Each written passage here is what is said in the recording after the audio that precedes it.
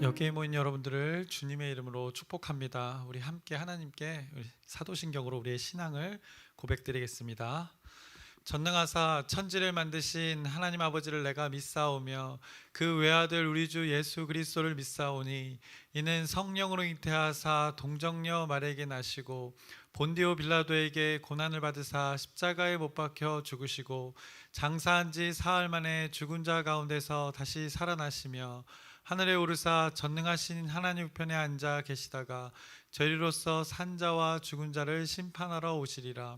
성령을 믿사오며 거룩한 교회와 성도가 서로 교통하는 것과 죄를 사하여 주시는 것과 몸이 다시 사는 것과 영원히 사는 것을 믿사옵나이다. 아멘.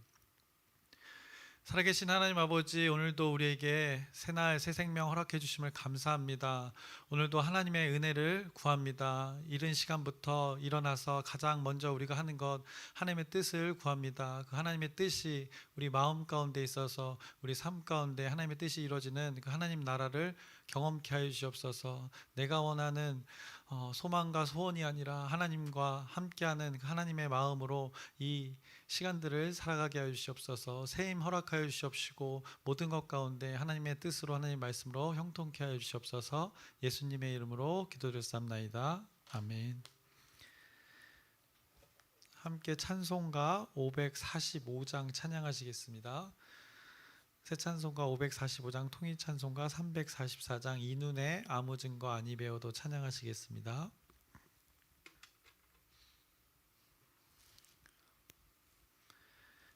이 눈에 아무 증거 아니 배어도 믿음만을 가지고서 늘 걸으며 이 귀에 아무 소리 아니 들려도 하나님의 약속 위에 서리라. 걸어가세 믿음 위에 서서 나가세 나가세 의심 버리고 걸어가세 믿음 위에 서서 눈과 귀에 아무 증거 없어도 이 눈이 보기에는 어떠하든지 이미 얻은 증거대로 늘 믿으며 이 맘에 의심 없이 살아갈 때에 우리 소원 주 안에서 이루리.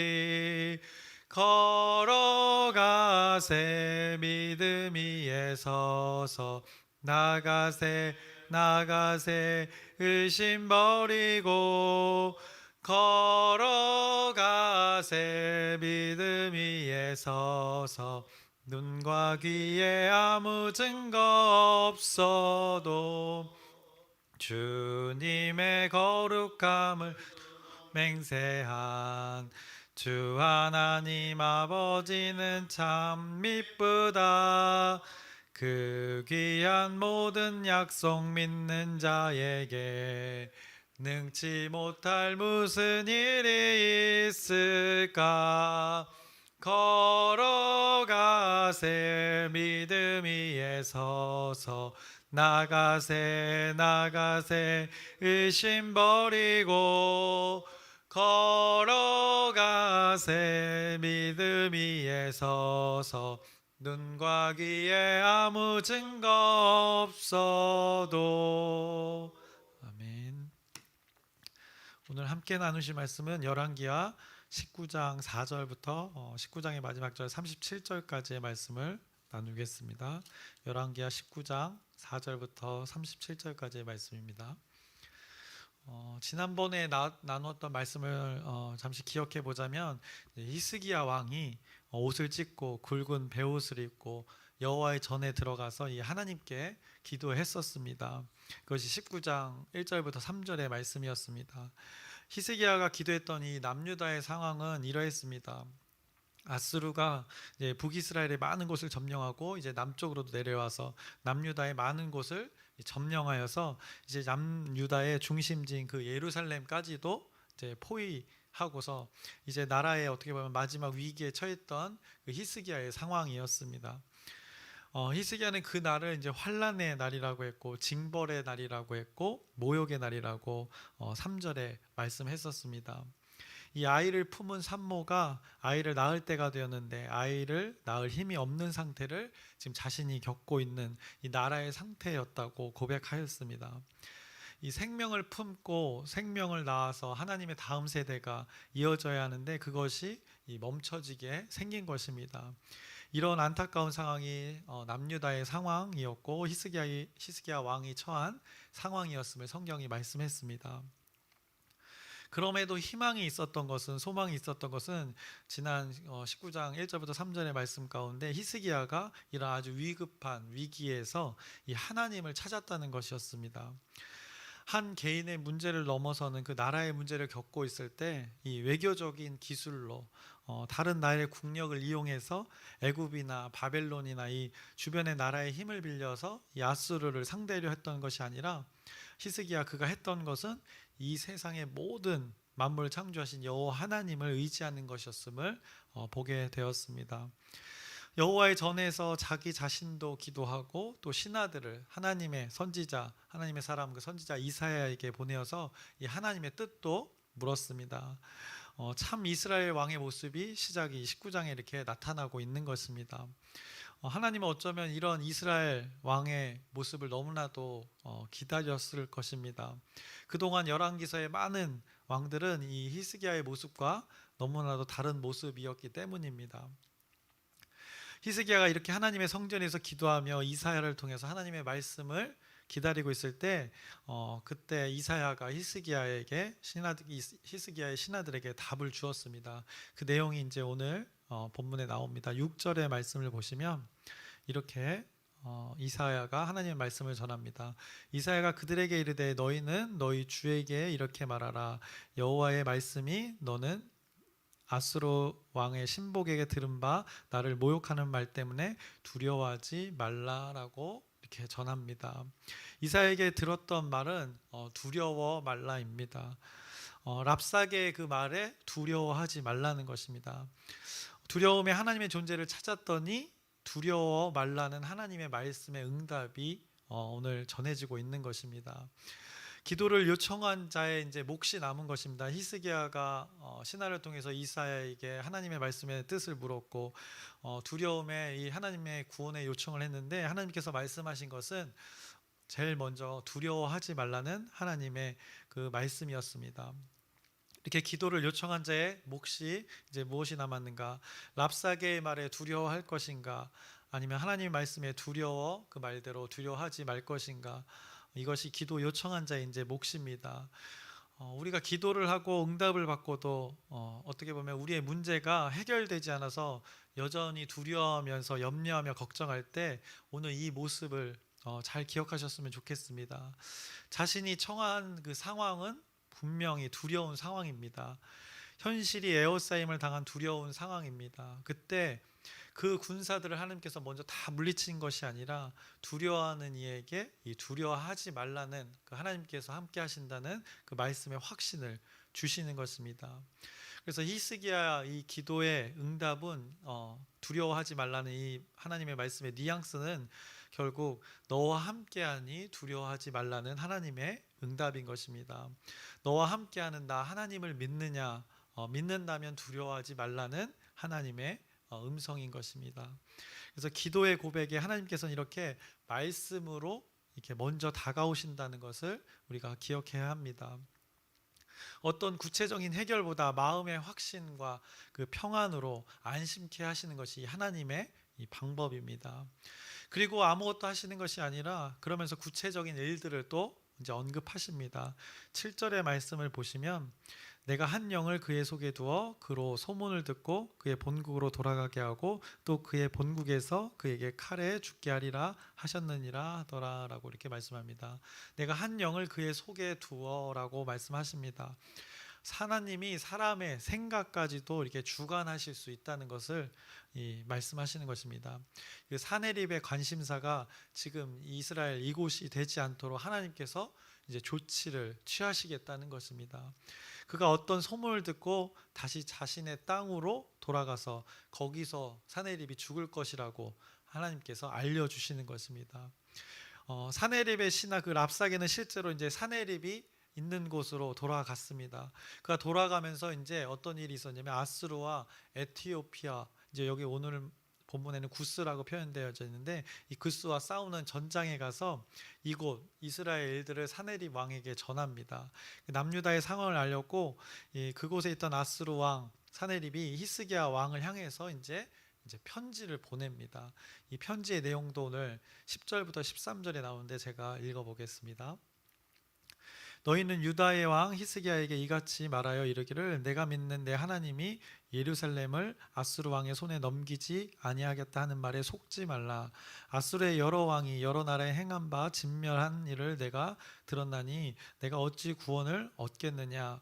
내 조상들이 멸하신 여러 민족 곧 고산과 하란과 레셉과 들라살에 있는 에덴 족속을 그 나라들의 신들이 건졌느냐. 하맛 왕과 아르밧 왕과 스발와임의 성의 왕과 헤나와 아와의 왕들이 다 어디 있느냐 하라 하니라라고 이렇게 한마디로 누구도 구원하지 못했다고, 자신의 군사력 아래 다 모두 멸망당했다고 또 이렇게 조롱하는 내용이 담겨져 있는 것입니다. 랍사게가 일찍이 18장에서 이스라엘을 향해서 히스기야를 향해서 이렇게 했던 조롱과 비슷한 내용이 오늘 사내립 왕의 편지를 통해서 또 전해지고 있는 것입니다. 그래서 여호와 하나님을 무시하고 조롱하는 것이었습니다. 이스라엘에게 희망이 없음을 이렇게 사내립이 끝까지 전달하고 있는 것입니다. 이 강력한 나라의 사내립 왕에게 편지를 받은 이 히스기야는 어떻게 했을까요? 예를 들어 국방력이 우리나라보다 강한 이 러시아가 우리나라를 쳐들어온다고 위협을 하면서 너희들이 믿고 있는 이 군사력 정도는 가뿐히 이길 수 있다고 하면서 우리의 군사력을 무시하고 대통령의 통치력을 무능력하다고 하면서 자신들에게 이길 수 없다고 한다면 우리는 어떻게 하겠습니까? 러시아에는 핵무기가 수백 개 아니 수천 개 이상이 있습니다. 국방력을 따졌을 때 절대 우리나라가 객관적으로 이길 수 없는 상황입니다. 그런 러시아에게 만약 우리가 선전포고를 당했다고 한다면 우리나라는 어떻겠습니까? 아마 나라를 살리기 위해서 할 수 있는 방법을 다 찾아봐야 할 것입니다. 외교적으로 지도자들은 대처를 잘해야 할 것입니다. 그러면서 내어줄 것은 내어주고 최대한 나라의 안전을 지켜야 할 것입니다. 어떻게 보면 가장 피해야 할 것은 이런 전면전일 것입니다. 그 6.25 때도 전쟁이 있었지만 그 전쟁의 참혹함은 누구나 다 잘 아는 사실입니다. 그래서 뭐 미국의 도움을 요청하든가 우리나라 입장에서는 유엔에 이 사실을 알리고 도움을 요청할 것 같습니다.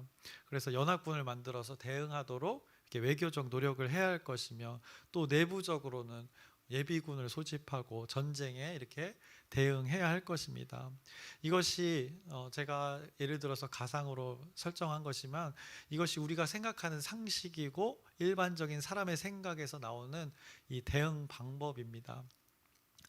그런데 이 상황에서 히스기야는 사내립의 이 편지를, 오늘 본문의 내용을 적용해 보자면 히스기야는 사내립의 편지를 이 동일한 예와 같은 상황에 받아보고 어떻게 했습니까? 오늘 본문을 보시면 14절부터 15절에 말씀합니다. 히스기야가 사자의 손에서 편지를 받아보고 여호와의 성전에 올라가서 히스기야가 그 편지를 여호와 앞에 펴놓고 그 앞에서 히스기야가 기도하여 이르되 그룹들 위에 계신 이스라엘의 하나님 여호와여 주는 천하만국의 홀로 하나님이시라 주께서 천지를 만드셨나이다 라고 이렇게 고백을 하고 있는 것입니다.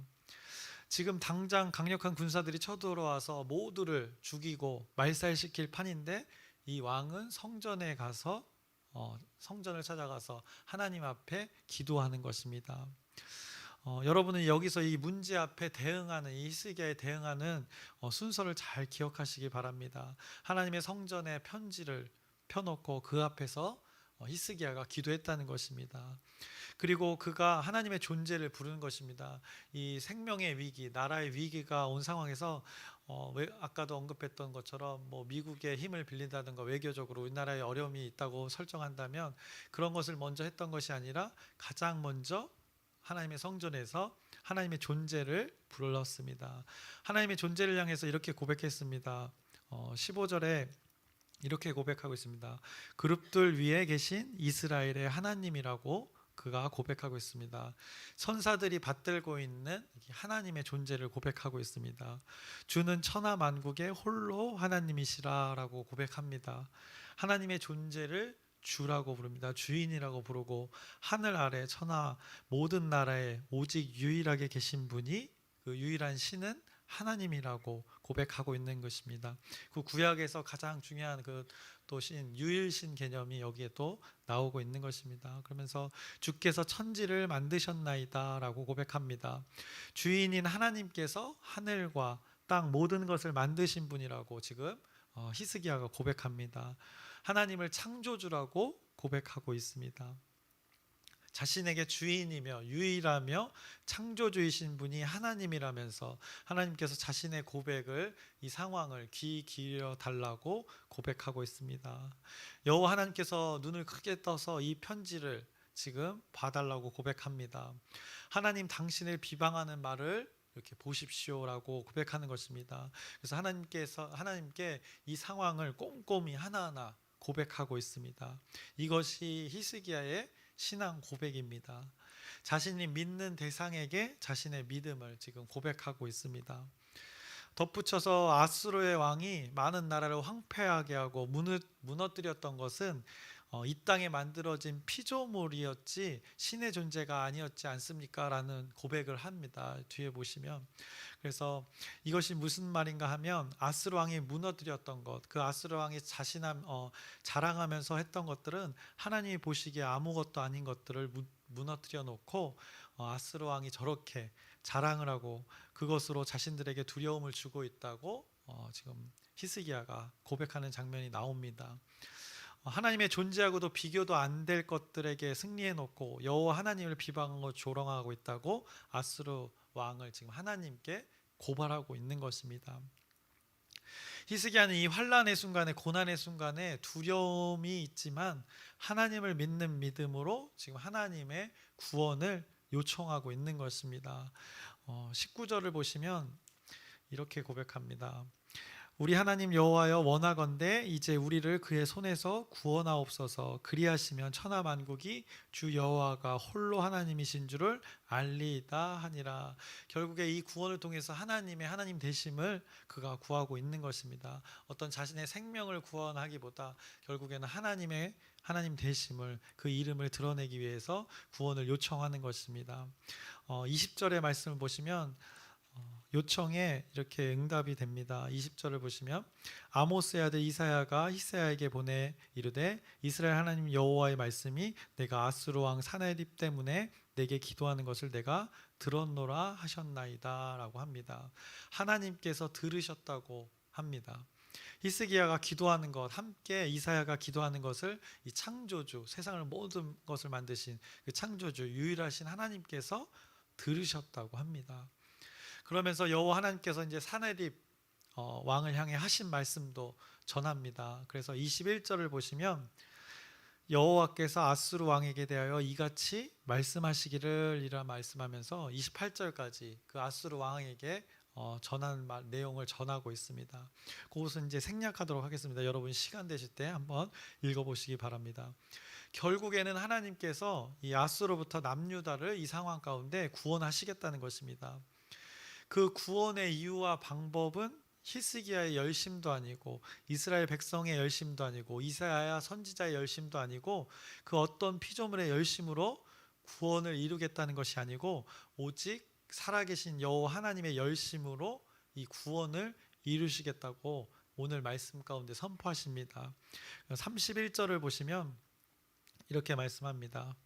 남은 자는 예루살렘에서부터 나올 것이요 피하는 자는 시온산에서부터 나오리니 여호와의 열심이 이 일을 이루리라 하셨나이다 하니라라고 이렇게 선포되어집니다. 여호와 하나님의 열심으로 구원을 이루시겠다고 선포하셨습니다. 그리고 여호와 하나님의 열심으로 아수르 군대가 이스라엘에게 하지 못할 일들을 이제 32절부터 34절에 말씀합니다. 그 내용도 여러분들이 확인하시면 좋고요.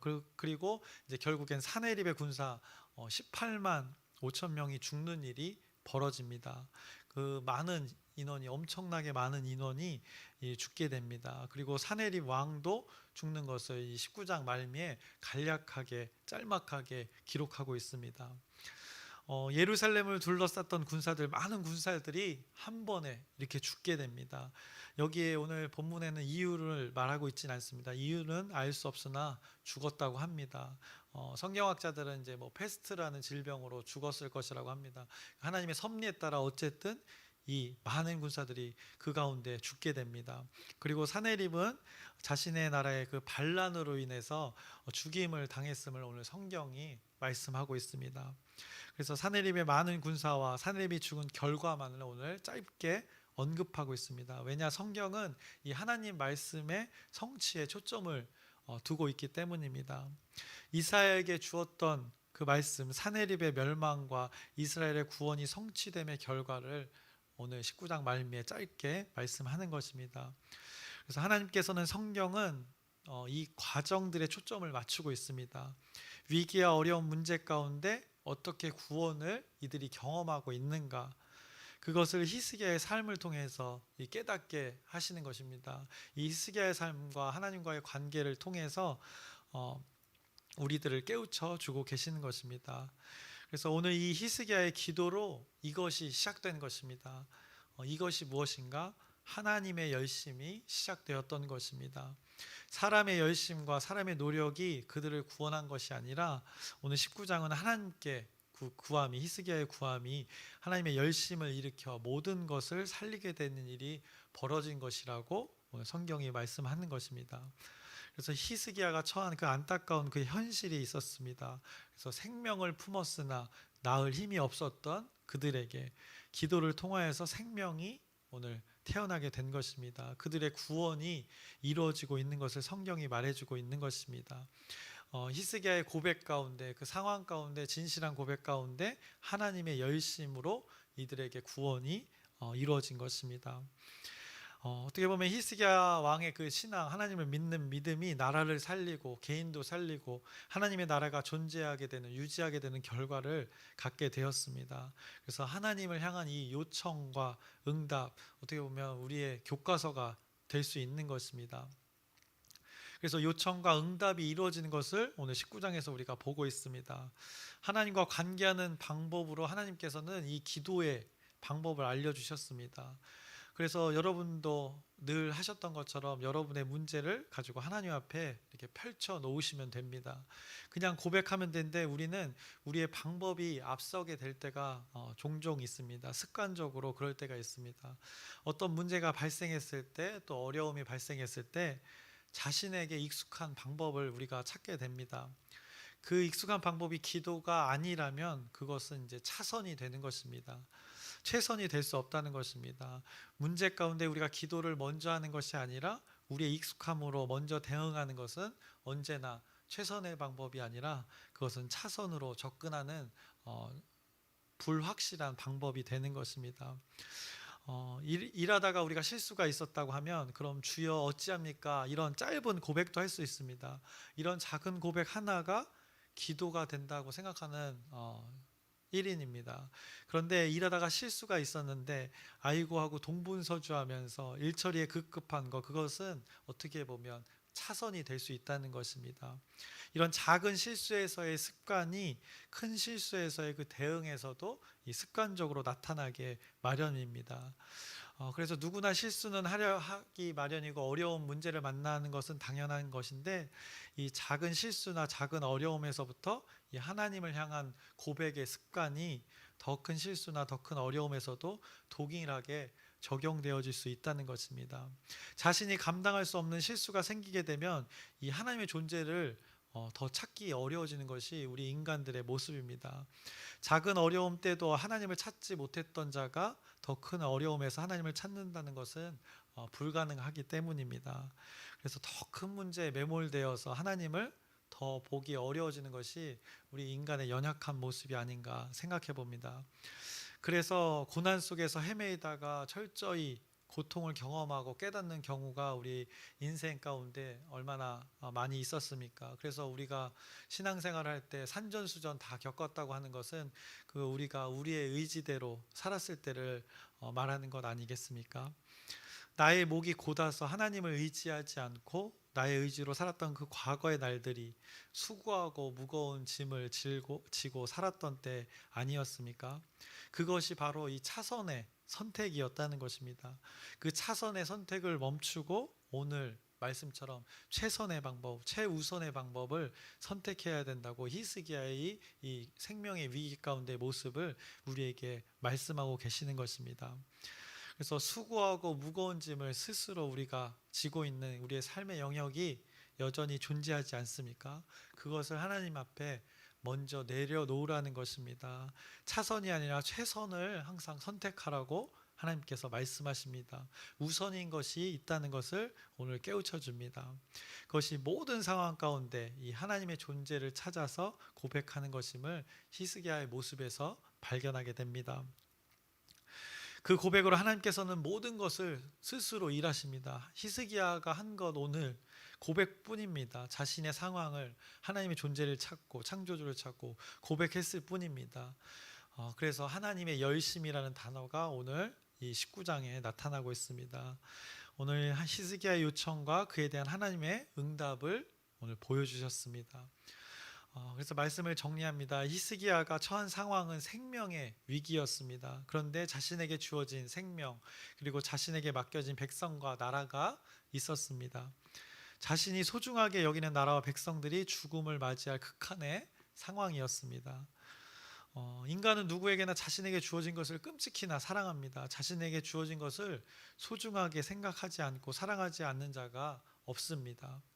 여러분에게도 가족이 있고 주어진 공동체가 있고 또 재물이 있고 어느 것 하나 소중하지 않은 것이 없습니다. 그 소중한 존재들이 소중한 것들이 빼앗겨 사라질 위기에 있다고 생각해 보시길 바랍니다. 그때 히스기야는 어떻게 했습니까? 차선을 선택하지 않았습니다.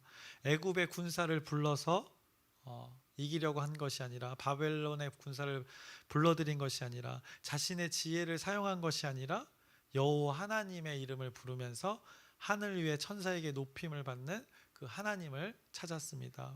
최선을 선택한 것입니다. 세상을 만드신 창조주 하나님을 그가 찾았습니다. 세상에 하나뿐이신 유일하신 그 하나님을 찾았습니다. 이 히스기야가 찾았던 존재가 이 히스기야의 고백을 들으셨던 것입니다. 그래서 그가 펼쳐놓은 그 편지를 하나님의 눈으로 보셨던 것입니다. 어떻게 보면 이것이 믿는 자들에게 주어진 특권이 되는 것입니다. 창조주를 부르면서 고백하며 구원을 요청하면 하나님께서 들으시고 그분의 뜻대로 이루어가시는 것을 오늘 목격합니다. 이것이 믿는 자들에게 주어진 특권이고 하나님의 은혜이고 하나님의 사랑인 것입니다. 오늘 여기 19장 성경에 기록된 하나님의 말씀이 여러분들은 믿어지십니까? 2700년 전에 이 히스기야가 기도가 있었던 이 기록을 여러분들은 믿으십니까? 만약에 이것이 믿어진다면 오늘 창조주 하나님께 여러분의 삶의 형편을 고백하시길 바랍니다. 여러분의 마음의 고백이 무엇이든 고백해 보시길 바랍니다. 1분이든 1시간이든 그 창조주 하나님께 고백하시길 바랍니다. 그러면 창조주 하나님께서 여러분의 고백을 귀 기울여 들으시고 하나님의 뜻으로 응답해 주실 것입니다. 우리 개인의 각자 개인의 기도도 하시고 가족의 또 지체들을 위한 고백도 하시길 바랍니다. 그래서 우리 모두의 고백을 하나님께서 들으시고 하나님의 열심히 우리를 이끌어 가실 것을 기대하면서 여러분들이 두려움 없이 오늘 하루도 또 평생의 삶을 기쁨과 평안으로 살아가시길 주님의 이름으로 축원합니다. 기도하겠습니다. 살아계신 하나님 아버지, 오늘 히스기야의 그 요청의 모습을 봅니다.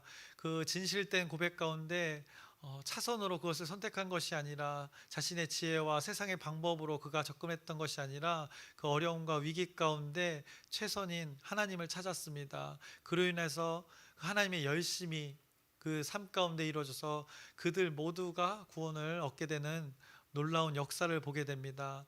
이 하나님의 역사하심을 우리에게도 이루어지길 원하오니 주여 오늘 우리의 고백 가운데 우리의 간구 가운데 하나님께서 동일하게 귀 기울여 주시고 우리의 그 삶 가운데 문제 가운데 어려움 가운데 하나님께서 인도하여 주시옵소서. 하나님의 뜻으로 이끌어 주시옵소서. 예수님의 이름으로 기도드렸사옵나이다. 아멘. 하늘에 계신 우리 아버지여, 이름이 거룩히 여김을 받으시오며 나라의 마옵시며 뜻이 하늘에서 이루어진 것 같이 땅에서도 이루어지이다. 오늘날 우리에게 일용할 양식을 주옵시고 우리가 우리에게 죄 지은 자를 사하여 준 것 같이 우리의 죄를 사하여 주옵시고 우리를 시험에 들게 하지 마옵시며 다만 악에서 구하옵소서. 나라와 권세와 영광이 아버지께 영원히 있사옵나이다. 아멘. 기도 제목 나누겠습니다. 먼저 여러분의 기도와 그 봉사와 물질 또 후원으로 여름 성경학교를 잘 마쳤습니다. 여름 성경학교는 마쳤지만 계속해서 아이들을 말씀으로 가르치는 것은 연속되어지는데 이 여름 성경학교를 계기로 아이들이 하나님 말씀으로 잘 자라갈 수 있도록 잘 가르치겠습니다. 여러분의 기도와 후원 감사합니다. 그리고 계속되는 이제 여름 사역들이 있습니다. 이제 전교인 수련회도 있고 또 청년들 MT도 계획되어 있고 청소년들의 또 사역도 있습니다. 이를 위해서 계속해서 여러분의 기도 부탁드립니다. 아프신 분들이 있습니다. 그 육신과 또 마음의 회복을 위해서 여러분의 그 진실된 기도 부탁드립니다. 그리고 오늘 오후에 있을 그 수요 예배 가운데서도 고린도 후서의 말씀이 계속돼서 선포되고 있는데 이 말씀을 듣고 하나님 은혜 가운데 거할 수 있도록 여러분의 기도 부탁드립니다. 그리고 오늘 말씀을 근거로 여러분들이 여러분의 형편을 하나님 창조주 하나님께 고백하시기 바랍니다. 그러면 하나님의 열심히 모든 것을 하나님 뜻대로 이뤄가실 테니까 하나님의 뜻대로 이루어지기를 우리가 소망하면서 주여 크게 한번 부르짖고 함께 기도하시겠습니다.